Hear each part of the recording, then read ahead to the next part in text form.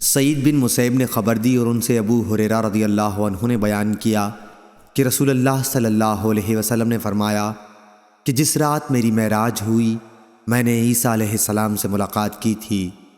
راوی نے بیان کیا کہ پھر حضرت صلی اللہ علیہ وسلم نے ان کا حلیہ بیان کیا کہ وہ میرا خیال ہے کہ معمر نے کہا دراز قامت اور سیدھے بالوں والے تھے جیسے قبیلہ شنوح کے لوگ ہوتے ہیں۔ آپ نے بیان کیا کہ میں نے عیسیٰ علیہ السلام سے بھی ملاقات کی۔